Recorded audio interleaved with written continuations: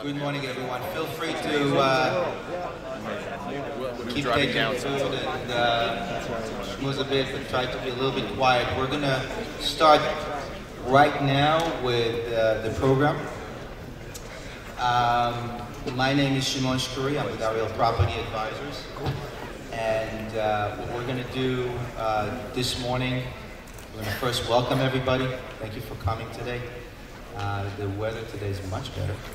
You know, we booked good weather, which is good.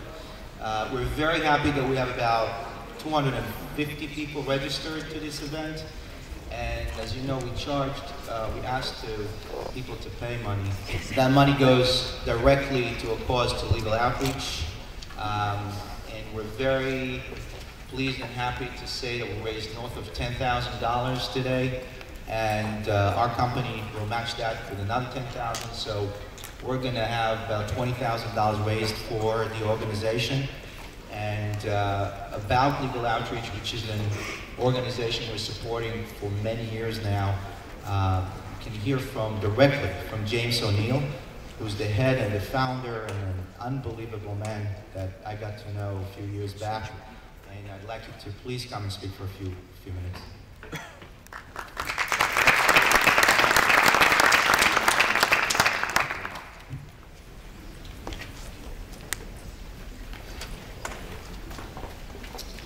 Good morning, everyone. Good morning. Can you hear me? Yes. Great.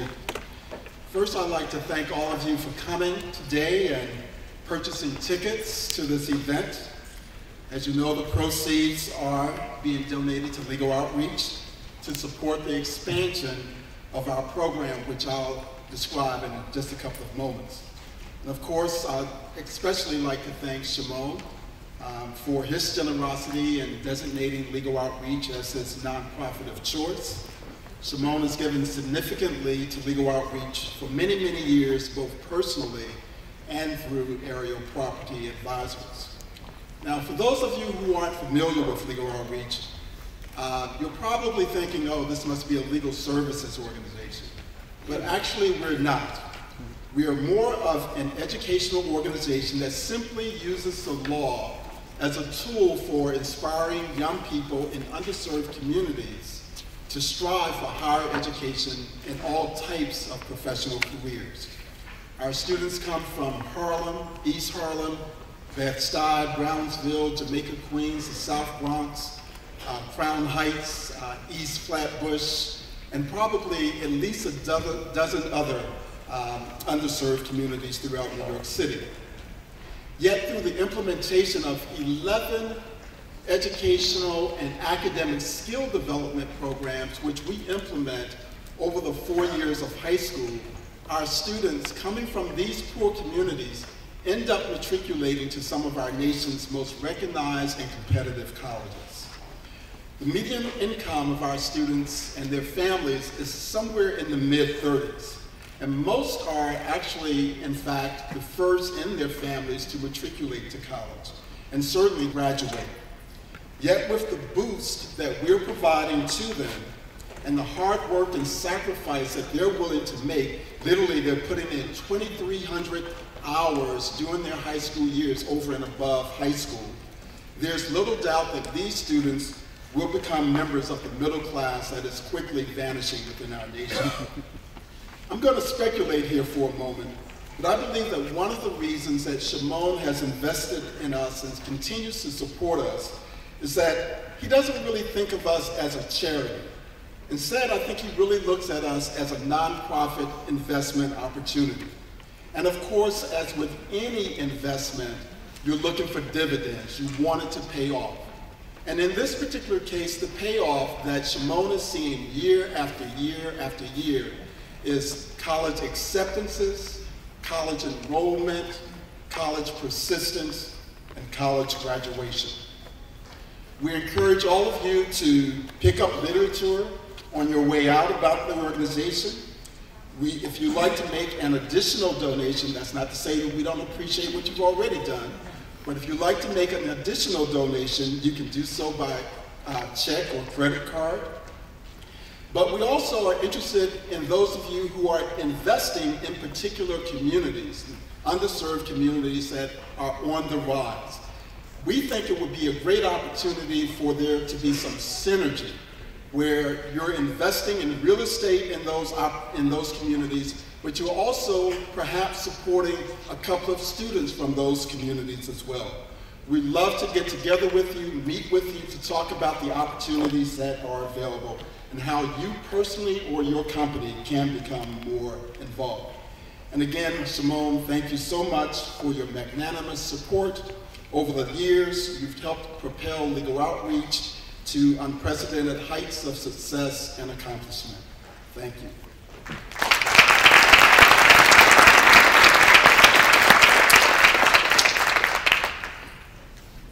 Some housekeeping. There are more seats here in the front. If anybody wants to sit and not stand, you can stand. But if you want to sit, there are seats in the front. Feel free to come in and sit here.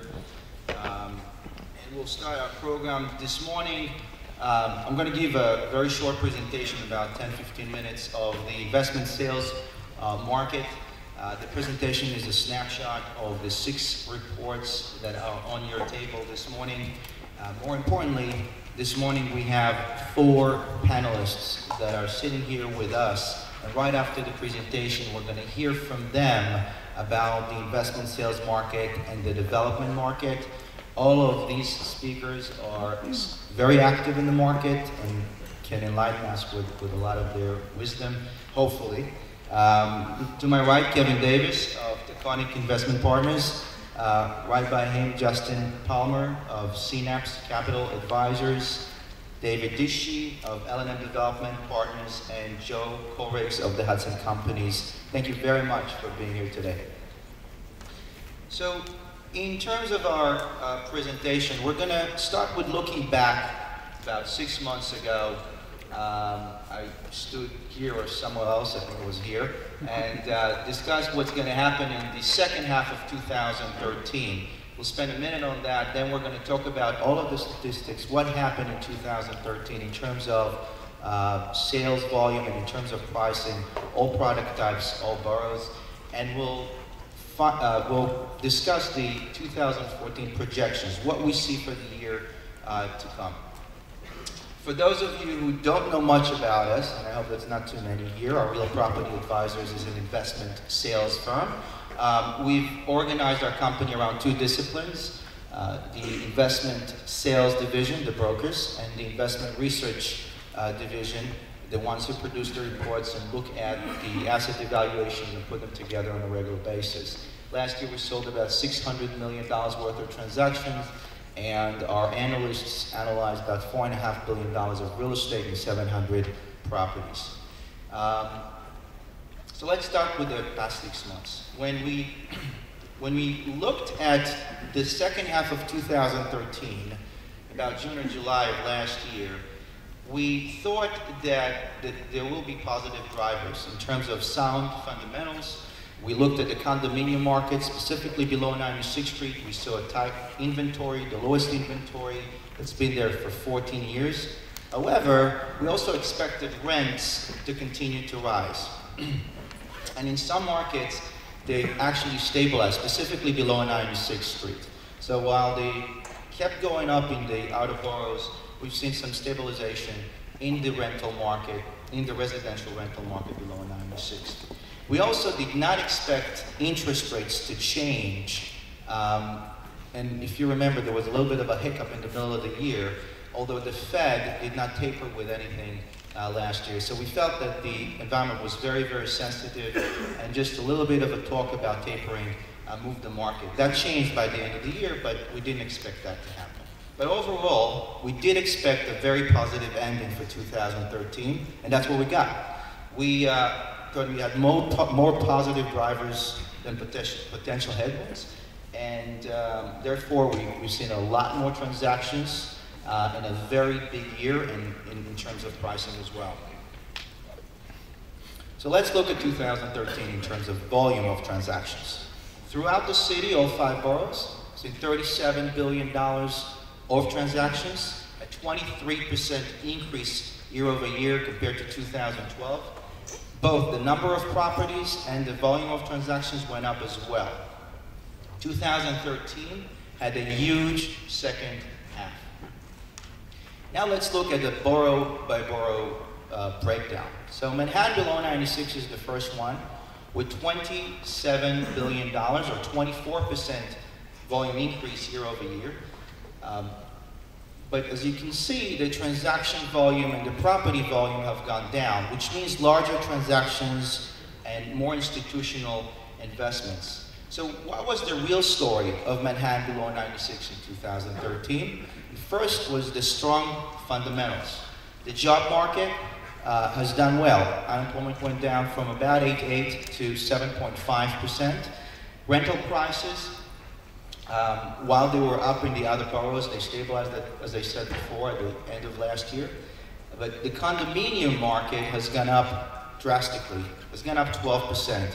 The real story of the condo market is not the average deal that went up 12%, but it's about the luxury market that's averaging today $2,300 per square foot. Also, the new development market that's, in terms of asking price, is between $3,000 to $5,000 a foot. That condo market drove development and will drive development, we believe, in 2014. Development of land value or land volume went up almost 80% year over year in terms of trades. The price per buildable square foot for land went up 13% to $456 per buildable square foot. But again, that's not the only story. The story is also about locations that could fetch close to $800 per buildable square foot because of higher and luxury condos in that market. Last but not least, institutional transactions. So if you look at the market below 96 and you look at 100 million and up transactions, 70% of all transactions in Manhattan below 96 were at $100 million and higher, or $18.3 billion. That's compared to $11.9 billion in 2012, and it's a 54% increase. We believe this will increase as well. We believe this trend will continue in 2014. Just to say one word, this is still about 60% of what it used to be in 2007. So we have still some growth potential towards that peak here. Brooklyn. The year ended in Brooklyn with about $4 billion of transactions, which is slightly lower than 2012. It's important to mention in 2012, there was one major transaction, $751 million of Kings Plaza shopping mall that skewed the numbers a bit. And if you look at the transaction volume and number of properties that were sold, that was up significantly, about 30%. So Brooklyn is definitely experienced a very transactional year. We believe that will continue. So what's the story with Brooklyn? The story with Brooklyn is really in emerging neighborhoods. That was the 2013 story, in our opinion. Approved zonings in Bushwick and Crown Heights. Bushwick, Crown Heights, Bed-Stuy had many of the transactions in Brooklyn, accounting for about 25% of the transactions. Bushwick and Bed-Stuy also saw prices of land double during 2013. And the Gowanus, spurred by the new Whole Foods on 3rd and 3rd, volume of transactions went up or doubled to $130 million compared to 64 last year. We anticipate that emerging neighborhoods will continue to do very well in 2014. But meanwhile, prime markets are building on their game. So we see the Barclays Center, it's as most of us know, it's the highest grossing venue in the US for concerts and shows. But we also see large-scale international investment in the form of Forest City right now in Greenland, the JV of the Atlantic Yards. So we believe Brooklyn will continue to flourish in 2014, both in terms of volume and transactions. Queens. Queens is usually not a transactional borough, but this year we've experienced about $2.8 billion of transaction in Queens, about 46% increase year over year. The number of transactions and the volume have gone up as well. Definitely a blockbuster year for Queens. If you look at the chart in front of you, you can see that in terms of number of properties trading. In 2013, there were more properties trading compared to 2012 and 11 together. So we really had a great year there. The story in Queens is the institutional multifamily sales. 11 transactions above $20 million took place in 2013. Just to give you a comparison, between 2010 to 2012, these 3 years, there were only 6 multifamily transactions with value of 20 and higher, 20 million and higher, that traded. So definitely a big year in the multifamily arena. Also, the strengthening of the northwestern Queens areas. Most of the transactions and the activity, about 70% of the transactions and activity are happening in Astoria, Long Island City, Elmhurst, Corona, Woodside, and Sunnyside. So that's another interesting point to mention. And development in Queens has been trading well, mostly in Astoria and Long Island City due to transportation, proximity to Manhattan, and proximity to Roosevelt Island because of Cornerton. Northern Manhattan, year over year, $2.12 billion of transactions. Northern Manhattan experienced the highest dollar volume increase year over year in 2013. In terms of property, more properties traded, significantly more properties traded in 2014, and the 2013, I'm sorry. And the story of Northern Manhattan in 2013 was portfolio sales of multifamily, strong fundamentals, and strong land sales. So in terms of the multifamily market, we've seen cap rates drop to average 5%. For those of you who look at transactions today to buy, you know that it's closer to 4 by now.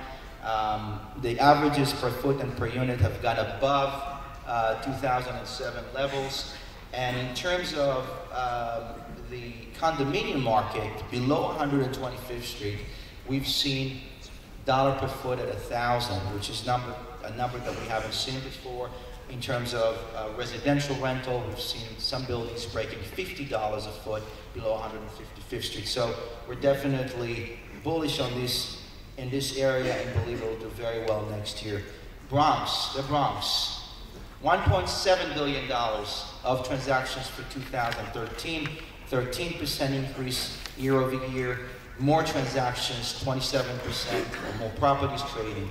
The story with the Bronx in 2013 was the retail resurgence. We've seen 190% increase year over year in the volume or dollar volume of commercial sites trading. Major retailers and REITs are we're buying retail in the Bronx, focused on transportation hubs, and also attract public investments. Public and private investment partnerships definitely defined 2013. Kingsbridge Armory and La Central, just 2 examples. The Bronx is going to transact well in 2014. We're going to see a lot more transactions in our belief. This is a borough that hasn't experienced the growth of the others until now, and we foresee that. Cap rate compression is something that we'll see in the Bronx in 2014 as well. Cap rates went down a bit this year. We'll expect them to go down further, which means higher prices in the Bronx. It's one of the areas you can still get yield, at least on the multifamily asset class. So 2014, where are we headed? We'll try to predict. There are several potential headwinds. Interest rate environment.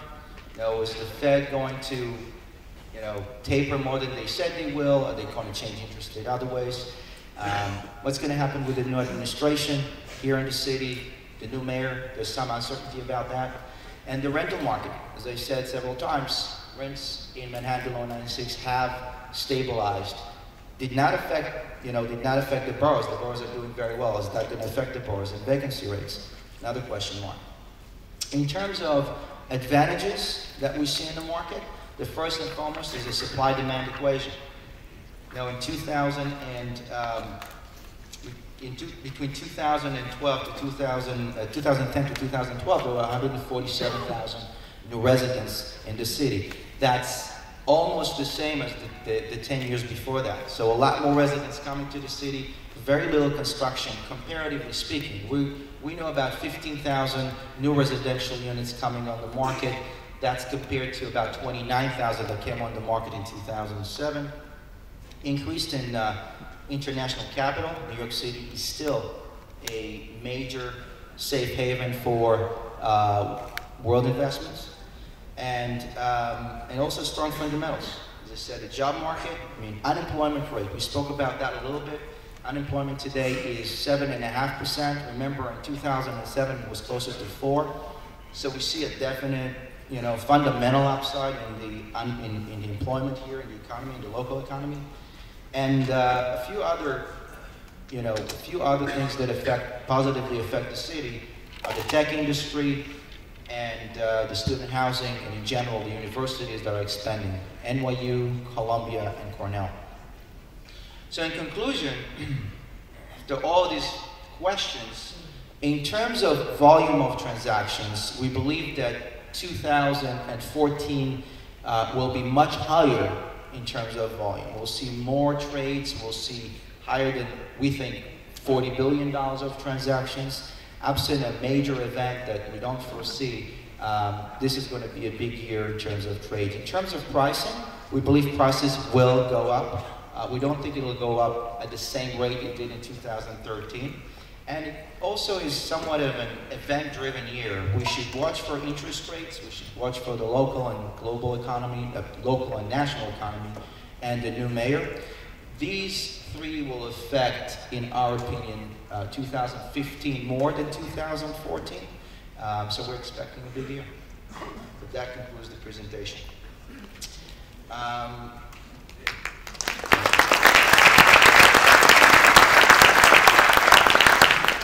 And now to the interesting part of the event. Let's talk to... Then you get breakfast, or sit down and talk and say this and that. The panelists that I have here, I mentioned by name each and every one of you. What we'd like to do now is if you can give us a few words about your companies, and then we'll jump into some questions. So, Kevin, would you like to start? Hi, Kevin Davis with Taconic Investment Partners. We are a New York City-based and focused owner, operator, and developer of real estate, office, retail, and residential. We don't invest or develop or get involved with hotels, and because it's New York, very little industrial. Since our founding in 1997, we've acquired and or developed about 12 million square feet of commercial space and about 3,000 apartments. Over the next year and a half, we'll probably add another 2,000 apartments and probably about another 2 million square feet of office. So we're very active now. Generally, we're value-add and opportunistic players, so we're looking for opportunities where we can reposition and or develop and really create yield. We're not a core buyer. Again, we're 100% focused on New York City. Justin. Hi, so basically everything that Kevin just said is the same for Synapse Capital, minus office plus hotels. So my name is Justin Palmer. I'm a partner at Synapse Capital. We are an owner, operator, developer in the city. We acquired 5 properties last year, and that was our first year in business as principal investors and developers. We have 3 multifamily projects and 1 mixed-use hotel, retail, and residential. I'm David Dishy with L&M Development Partners. We are a firm that has been in the city for about 30 years. We're focused on New York City, although we've got some work in New Orleans and San Francisco, and we're expanding in New Jersey. Our focus is generally in the mixed income space, so these are projects around both market and affordable homes.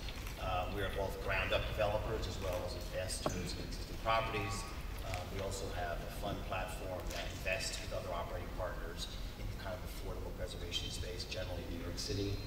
That money comes from the city community capital side and Goldman Sachs or the investment group. We are very active. We sort of tend to focus out of the Manhattan core, both rentals and condos, and getting sort of mixed income with partnering with existing landowners, buying existing sites, trying to sort of figure out, similar to Kevin. Kevin's actually a partner of ours on we are partners on Seward Park. and we're looking for stuff. We're a little bit nervous about all the rising prices that Shimon keeps talking about. Looking forward to a good 2014. Hi, Joe Cole-Riggs with Hudson Companies Incorporated. Hudson is a residential developer. It was founded in '86, and since then it's built about 5,000 apartments. We work along all ranges of the spectrum of housing, from affordable subsidized housing to market rate luxury. And we also focus outside the Manhattan core on value. Recently we were designated as a fund manager for the New York City Controller's Office to invest pension money in developing unsubsidized affordable housing, workforce housing. And we're focused on purchasing affordable land to build value-oriented housing in Brooklyn, Queens, all boroughs of Manhattan, New York. Thank you. So I have a question about the development market or the residential development market and developing rentals versus condos. We looked at the presentation, we saw the prices of land in Manhattan below 96 went up a lot. We know they went up a lot in different locations, like in Brooklyn as well, in Queens. And up to a few years ago, one could assume, he can or he or she can develop rentals and make sense of it. Is that still the case? And what are you developing? Is it rental? Is it condos? How do you see the market in 2014 for people? Well, we happen to be developing a condominium building right now, and this summer we're going to break ground on a 400-unit rental on 52nd Street between 10th and 11th. It's very hard to buy land today that pencils out economically for rentals. Given what's happening in the condominium market, you referenced the average condo selling for $2,300 a square foot below 96th Street. That's driven up land values remarkably. So everything that we see that's zoned currently for residential, land, you have to project. I mean, basically in Manhattan, you see land trading at $600, $700, $800, $900 per FAR, which is just amazing. You have to project $2,500 to $3,500 a foot to sell out. Now that just doesn't pencil for rentals, even if you're getting $90 a square foot, which premium buildings like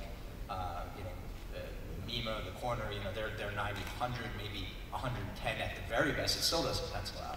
So, given where land values are, it's very hard to make rental work. Now, you can make rental work with subsidies, and our partnership with L&M and BFC partners to redevelop the Seward Park Urban Renewal Area. We're going to be developing 500 affordable units, but that's because that was priced into the equation in our evaluation with the city.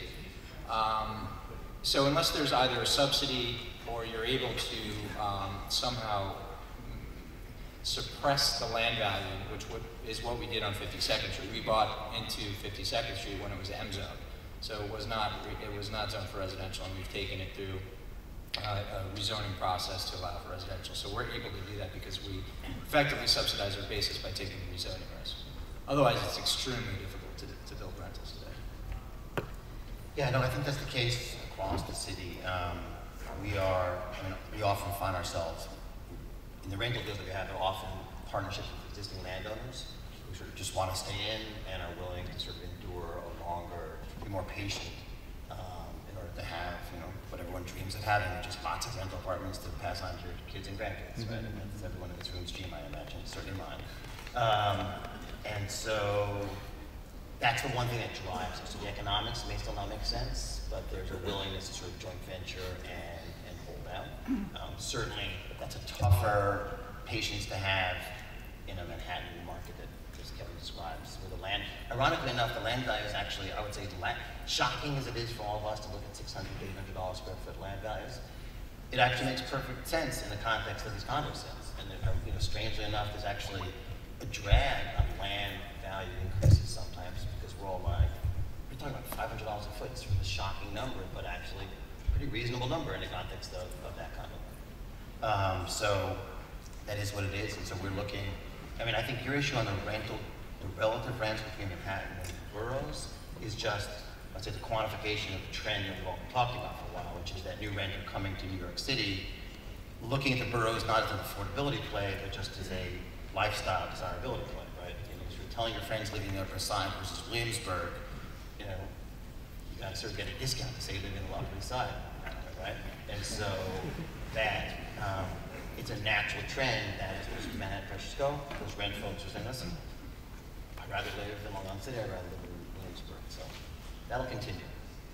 Yeah, the one thing I would add is that you really have to break it down by neighborhood and location of the city. And kind of to David's point, we're value oriented. So we've been looking in Upper Manhattan. We have something in Williamsburg that we timed very well. And land market moved in our favor while we were in contract. And we're doing a project in Jersey City. So the rental, we're trying to stick to fundamentals in terms of land basis in the context of our overall development budget, right? Staying under that sort of like 20% threshold in terms of land cost. So I think there are plenty of opportunities to find rental development sites, but not below 96th Street. Like David said, people are trading up. I just traded up from the Upper West Side to Williamsburg.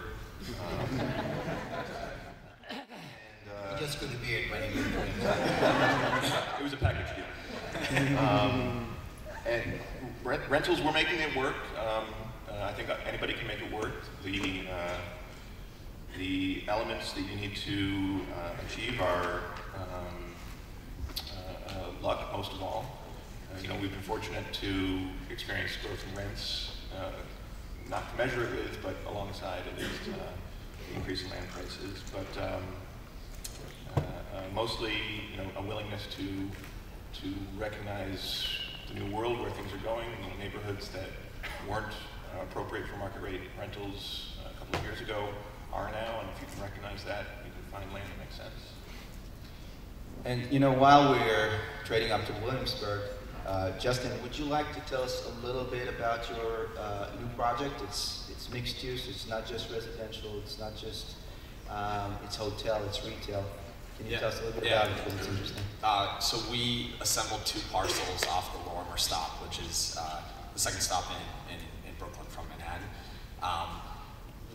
The site, it has very flexible zoning. You can build residential or commercial, and I think most people looking at that site when we were looking at it would have thought multifamily because it pencils, right? And it absolutely does at our land basis. We decided to spend a large amount of time trying to figure out the commercial component and what would be the highest and best use for the site. And we've been out talking to a couple national and international hotel operators to partner with them and build a 105-key hotel with a small residential component and then a retail commercial plinth. Our site's on Meeker Avenue, which is heavily trafficked, and we're also right next to the BQE, so that does a couple things for the site specifically. One is the entire building is a billboard. So for a hotel operator with a brand that's trying to get into New York and wants to be sort of young and cool and in an emerging market, this is a perfect opportunity for them to get exposure to the city because a ton of people take the BQE to and from the airport, to and from other parts of the city, going into Queens from downtown Brooklyn. So I think where we saw an opportunity was in Williamsburg. There's a couple of very cool hotels, but they have no distribution. So we're really focused on finding the right operator that has real distribution, that have corporate demand, and that cater to these younger companies that want to be in Williamsburg, like Kickstarter, right? There's a couple of spec office buildings that Amazon has signed on for some space. So, with that size of a hotel, we think there's a huge opportunity to capture some of that demand in the neighborhood. Thank you. Let's shift for a second to affordable housing. What changes in the affordable housing policy do you see with the new administration? How do you actually make the numbers work when you develop affordable housing, if you develop affordable housing, and what additional incentives you want to see from the city when you do that? I'll start. Obviously, Mayor de Blasio is a major focus on affordable housing. I think, as he reminds people, and I think everyone reminds themselves, which is the Bloomberg administration was incredibly focused on affordable housing as well, and took a 165,000 unit target, and they had incredibly talented people, and they were working really hard for the last 12 years. So while change is coming, I wouldn't call it sea change, right? Because you're basically, in some respects, continuing with pretty strong, excellent policies. That being said, there's been a lot of talk both on the resources side as well as the zoning side. And I think for all buyers right now in the market, I mean, there's a wariness in terms of just an unknown landscape as far as greater inclusionary, greater affordability as a requirement, different restrictions or requirements connected to 421A tax abatements. And so as folks are looking at sites, particularly entitlement-based plays, the prospect that you're going to come out of entitlement and rezoning with similar affordability requirements as you might have thought you were going to get 5 years ago is unrealistic. And so, I don't think landowners necessarily recognize that reality, but over the next 6 months, I think you'll start to sort of see that emerge. I think the trade-off there, and there's a lot of talk now, is really the goal is trading off density for affordability. So the goal would be produce more units, but also allow for greater density. That is a complicated conundrum. I would say that the quality and thoughtfulness of the folks that the mayor is putting into place is outstanding, and so everyone gets that. They've been living in this market, and so there will be change, and there will be greater affordability required for new developments. Where, how, what form that takes, how it manifests itself in the 421A side, we'll wait to see. But I think it's an opportunity. I think a lot of the markets we're talking about, the kind of workforce-oriented rental markets, are going to be unleashed, and even greater development, and there'll be affordability as a part of them, but there'll also just be more, we were talking about before, which is sort of unsubsidized workforce housing, and that would be a goal, I think, because realistically, the capital resources are more scarce now than they have been, and like it or not, affordable housing often essentially means capital, subsidized housing. Yeah, affordable housing obviously means a lot of different things. I'll speak to one component, which is the straightforward, subsidized, low-income, affordable rentals, typically a land project, LIHTC, HDC bonds. And what we're seeing right now is land prices across the city, even in some markets like the Bronx or central Brooklyn, running away from how those programs were designed.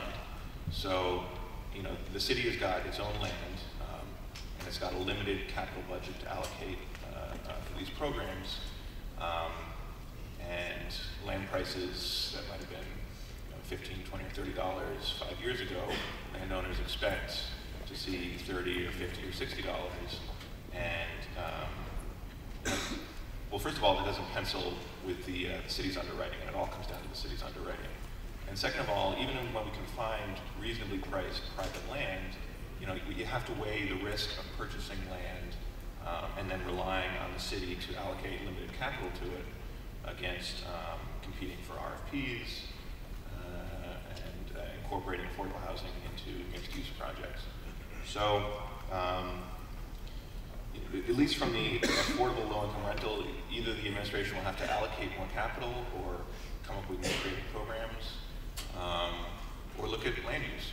Zoning, density is probably the city's deepest reserve of affordable housing. They have, in certain markets, basically an infinite amount of imaginary money floating above the roofs of buildings if they were willing to tap into it. So if the new administration is serious about the goals that they've announced, either they're going to have to allocate a lot of capital, which is hard to do, or in my opinion, tap into unused, unallocated air rights, which is politically hard to do. So. Just one thing, by the way, you're sort of in the middle of this, Jamon. The part of the trend recently, as folks know, is preservation as part of an affordable housing strategy. So not just ground up, which is sort of what people think often, but the issue of at-risk existing properties being recapitalized and restructured, and regulatory agreements and other stuff sort of put in place to ensure long-term affordability. It's generally less costly on a per-unit basis, so sort of a bang for the buck strategy. And so I think that will continue even in possibly in a more expansive way. And can be used with tax incentives at the end of the day, with applying tax credits to the buildings, which was brilliant. The city did that a few years ago and helped a lot. In terms of neighborhoods, so we want to pick your brain on the under the radar, the less valued, or the neighborhoods that are still undervalued in your opinion. So, for example, we do a lot of business in Harlem and in West Harlem, and in our opinion, you know, that area is still undervalued. I mean, Columbia University, the expansion there between 126 to 135th is going to create a tremendous demand for housing, tremendous demand for retail. And, you know, while prices went up there, we still think there's a lot of room to grow. Are there any other neighborhoods or any neighborhoods that you view as underrated or underdeveloped that are still a great opportunity either in Manhattan or in the boroughs? I'll jump and go first, mostly because so we've been in West Harlem for about a year now, and that one of our investment platforms is specifically focused on Hamilton Heights and the surrounding areas. So I mean, we totally agree with that viewpoint, and I think that there's much more opportunity for capital appreciation up there. We're seeing very strong rental rates in existing walk-up buildings. We're doing new development where, you know, pro formas are approaching $45, $50 a foot for new construction, and you have the Broadway retail corridor plus the subway with direct access to Columbia and to New York Presbyterian, and we think it's very attractive. In terms of other neighborhoods, I mean, a lot of neighborhoods in Brooklyn have seen significant increases in pricing and you know, meaningful drops in yield on existing properties. So there, you know, there's a few neighborhoods that we like that we've been looking at, you know, Sunset Park and Greenwood Heights that are a little further south. And then, you know, we have a project in Jersey City that's right next to the PATH station in Journal Square. And I think, you know, we bought the land for about $17 per FAR foot. We got an easement release that dropped our basis to about $12 per FAR foot, and it's tough not to make development work when land is $12 a foot. I would say, I mean, you know, I think if you look at what's happened in New York City over the last, you know, 15, 20 years, and that's, by the way, I think been a direct result of fantastic management by two great mayors coming off of Giuliani and Bloomberg. And the city's gotten much safer, more people want to live here, and people are also willing to go outside of Manhattan. You know, it used to be basically you had Manhattan, you had Brooklyn Heights, and then sort of nothing else. I think the main driver is I view beg to differ. I mean, yes, in general, but New York's becoming a little bit like London in the sense that it's a big city with lots of little neighborhoods where people kind of stay within their neighborhoods. They're not so magnetically drawn to have to be in Manhattan, and that's creating a lot of opportunity. And quite frankly, I think there are many neighborhoods that will be great over the next 10 years. I think all of them have great transportation. I think that's necessary to have great subway access. I think one of the things, like I think Washington Heights is a great example of a neighborhood that's got great transportation, great potential. Although I don't think Washington Heights is going to transform as quickly as other neighborhoods like potentially Bushwick. And the reason for that is you've got a lot of rent-stabilized housing that it's hard to actually get land that you can develop and reposition. If you look at a neighborhood like Williamsburg exploded overnight. I mean, almost literally. It changed so dramatically over 5 years, and the reason for that was because it was basically an industrial area. And it's very easy to go in and bulldoze a warehouse and put up new apartment buildings and really create a neighborhood. It's harder to do that in neighborhoods that have already been built out with residential, walk-ups and elevator buildings that are occupied predominantly by rent-stabilized tenants. So, sort of the prevalence of developable land, I think, is a major driver, but that coupled with subway access. So, certainly uptown Harlem, we like Harlem quite a bit. We like the 125th Street corridor. I think it's going to be fantastic over the next 10 years. And many neighborhoods in Brooklyn, downtown Brooklyn. To say that that's the next thing happening is like very passé. Everybody's kind of been there and realized that, but it's going to continue to get better and better and better. We're seeing a lot of interest in, even further out in Bushwick along the L line. All of that has a lot of potential. There's a lot of M-zoned areas that are going to sort of inhibit growth. Crown Heights we hear a lot about lately. Franklin Avenue is getting pretty interesting. That's an area that 10 years ago was extremely different. So I don't know. I think there's a lot of potential. And as the demand to live in the city by people continues to increase, I think those areas will fill out. I think we are, we've talked a little bit about this, I sort of think there's a couple of east-west corridors that are really important, and we've talked a little bit about them. I think kind of the Newark, Jersey City, Lower Manhattan, downtown Brooklyn kind of corridor is an incredibly strong sub-market in some respects. And I think as world trade emerges and construction scaffolding comes down, people sort of realize how incredible that is. With that, and then you've got downtown Brooklyn. We're actually fairly bullish on Newark right now. We're bringing Whole Foods into downtown Newark. We're doing large redevelopment down there. We're doing some Jersey City stuff. At that access, you know, you're sort of Condé Nast workers looking for places. Where do I want to live? Actually, when Condé Nast moved down there, half of that, a large part of that decision was, you know, the analysis of their workforce and, you know, the vast preponderance that lived in Brooklyn, and not even downtown Brooklyn. So that corridor is incredibly strong. I think the sort of 7 east-west corridor, which is going to be sort of Hudson Yards all the way out through Long Island City, and then sort of a lot of really strong Queens markets beyond, incredibly strong. And then the L corridor, so you sort of think in terms of east-west corridors, successive stops along, you know, L7, and obviously downtown lacks is continuous, but if you jump from the path to whatever subway you want to get on, you can achieve that. Is a you know, a useful way to think about things. I think it's simple. You look at any given subway line, you go out as far on that subway line as you're willing to go, and then you go 2 more stops. That's it. Then you add 20% to your purchase price, and then you might get it. Subway lines and being on the edge of historic district. That's great. Let's try one more question, and then let's open it up here to questions from the audience. Well, actually 2. First question is about financing and about you know, both debt and equity. Just quickly, what do you see in these markets? Do you see any change in the past 2 years, both from the lender's perspective, from investors who want to put money into deals? And if you see changes, what are these changes? I'd say capital is more readily available today than it was 2 years ago, by far. The demand for investors to put capital into New York City is as high as you know, certainly I've ever seen it. And I've been in this for enough time to realize that it's outrageous right now. From a lender standpoint, you know, if you kind of rewind 5 years ago, lenders were pretty conservative. Lenders are still pretty conservative, but they're less conservative. But capital, if you have an investment that makes sense and pencils out, you have no problem finding the capital.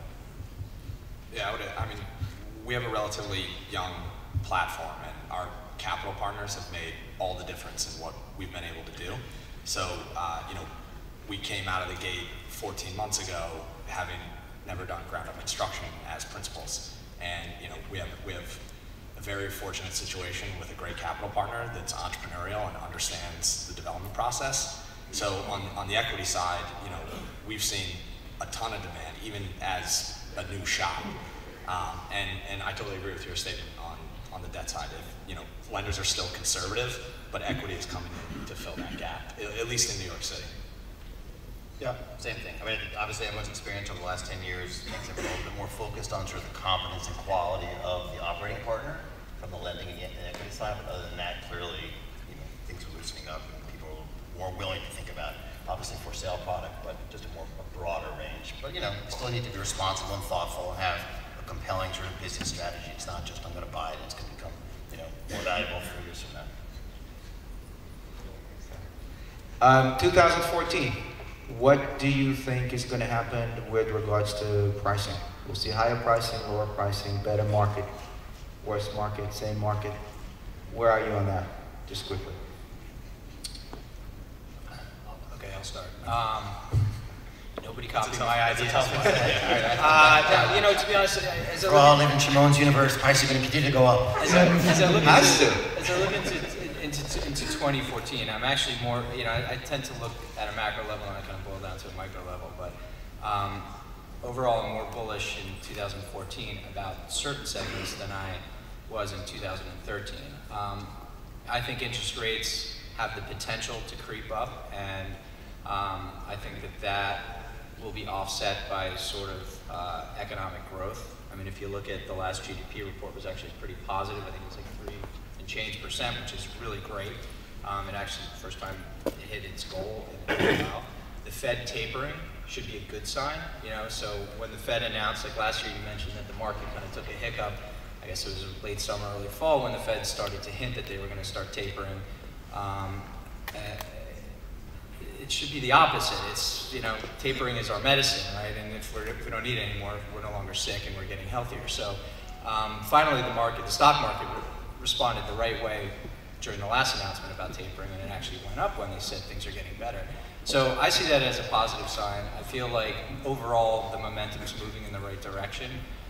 So I tend to think that we're going to see a pretty good 2014. I don't know if we're going to see huge price jumps, because I think a lot of the positive momentum that's going to be happening in the economy in general that will trickle down into New York City will be offset by expanding interest rates and expanding potentially cap rates. However, I just overall, from an investment standpoint, I feel like it's a better climate to be playing in. Now that being said, the residential market still makes me a little bit nervous, because I just don't see prices going from 2,300 foot to 2,500 foot to 2,800 foot and keep escalating. I feel like we're at a very high point already. Generally, I feel very bullish. Yeah, I would agree with that. I mean, I think we're going to start to see, we touched on this a little bit earlier, but in these markets that are more emergent neighborhoods, you'll start to see outsized rent growth versus the Manhattan core. And if you're a value-oriented investor and seeking out those opportunities in Brooklyn and Upper Manhattan, I think you're going to see really strong rent growth in those neighborhoods as people flock to quote-unquote affordable options. In general, in the land market on the condo side, I don't know that we're ever buyers of land at $900 a foot, but never say never. Yeah, I think Justin's right. I think one thing he said is important, which is just strictly on a numerator denominator perspective. That's sort of rent growth. $4 in a $40 foot site is very different from an $80 foot site, right? And so therefore, you could actually achieve significant percentage rent growth on those sort of outer borough markets.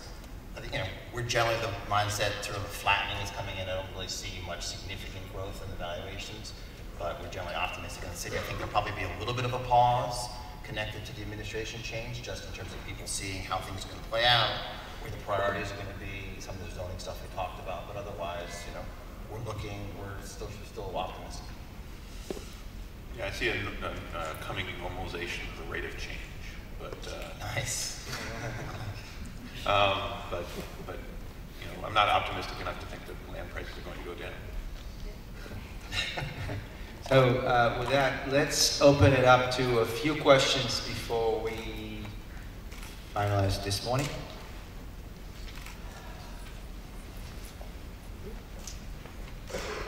Hi, I'm Thomas from Real Estate Weekly. So Shimon, when you had your presentation at the beginning, can anyone hear me? Alright, so Shimon, you mentioned that the Bronx is an area where yield can still be achieved. Then, when you asked the panelists which neighborhoods have the best growth potential, no one mentioned the Bronx. What's wrong with the residential market in the Bronx, and can it ever be as hot as certain neighborhoods in Brooklyn or Queens? I'll take that. Our Bronx is a very important part of our business, has been, will continue to be. So my apologies to the Bronx for not having mentioned that in terms of markets. It's actually interesting. We've talked about this before. The Bronx is an incredible amount of resources, incredibly well serviced from a transportation perspective. I think there's sort of sub-markets that are extremely strong. I think as the world is recognizing that there's incredibly interesting, perhaps more interesting life outside of Manhattan for sort of newcomers, the Bronx will continue to thrive. We largely do sort of mixed income stuff in the Bronx, although we're looking actually at more market-based, sort of exactly what you're describing. So I think there's a real possibility there. I think also as the pricing gets a little crazier in some of the other locations, kind of your traditional, lack of a better term, your artist submarket, what was traditionally sort of Williamsburg, whatever you want to call it, folks sort of looking at various submarkets in the Bronx and thinking this is a nice place, but also just the core workforce location, Bronx, sort of nice parks, good transit, transit and schools and parks, that's the essence of economic development, and so I think the Bronx is focused on that, so I'm hopeful. That being said, it's still somewhat of an uphill battle in terms of folks coming to New York and affirmatively saying, oh, I want to, not folks, but sort of the core market that we've been talking about for sort of the new rental market. But we've been very bullish on the Bronx historically, and I think we'll continue to be. And you're right, there are sort of value opportunities there. And I think you really can see yield there, and I think that the preservation game that we spoke about before is doing really well there, especially if you have buildings that trade hands on a preservation level. They do very well there. So the Bronx has a tremendous opportunity to grow in terms of sales in 2014, as well as value.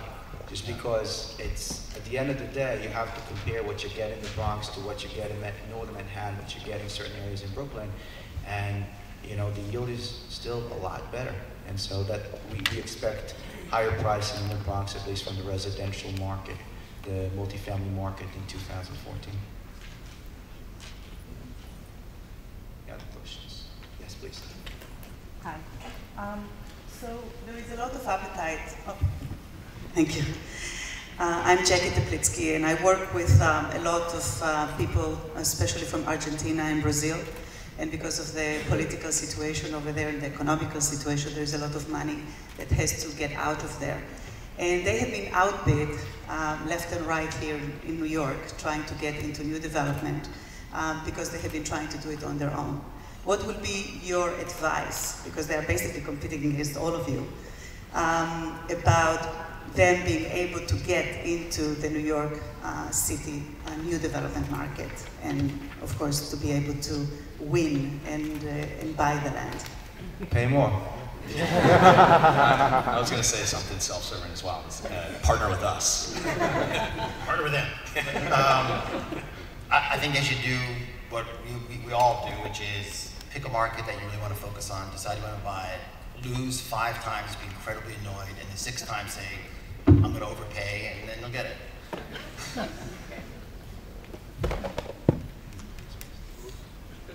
Ronald Gold, real estate appraiser with the New York State Supreme Court and U.S. Tax Court.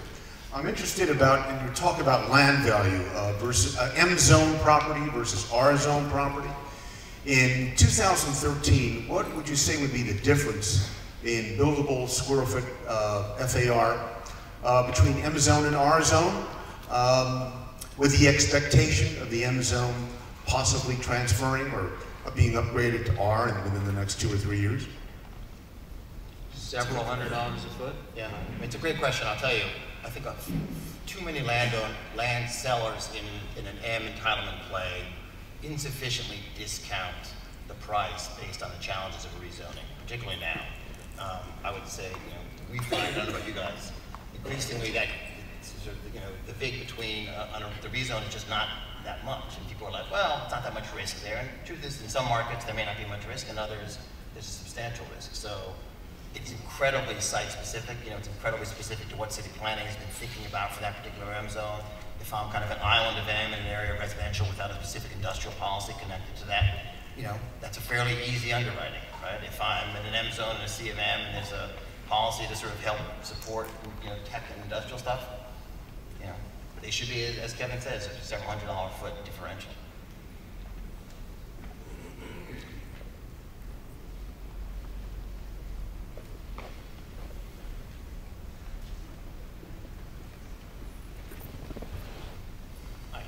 My name is Ezra Monsebi, and I'm an urban planning student with an ION development.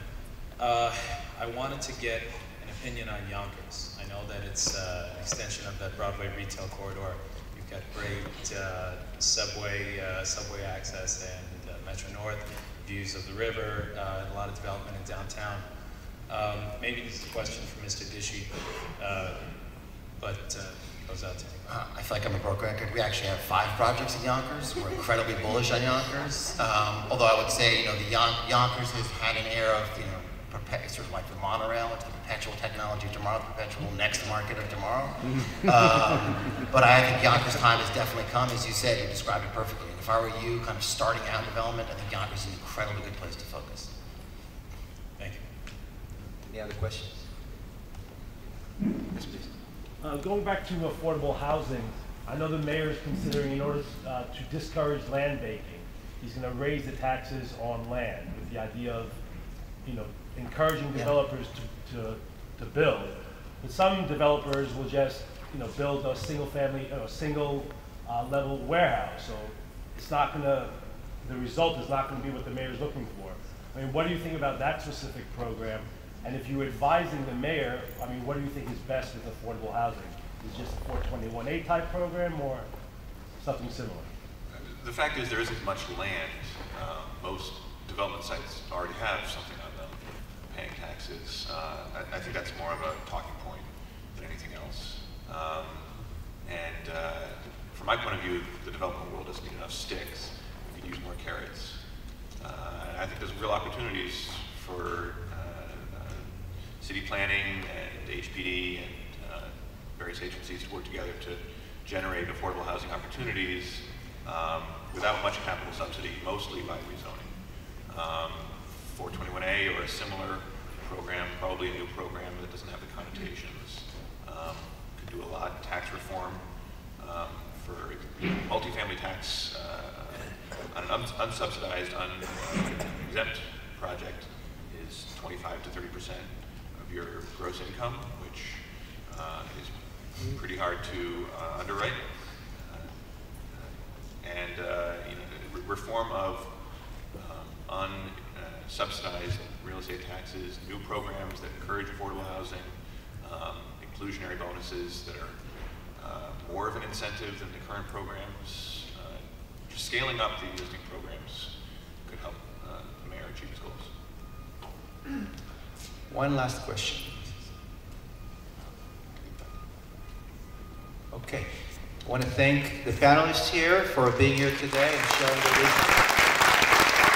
Thank everybody who came. Please feel free to stay to eat and network.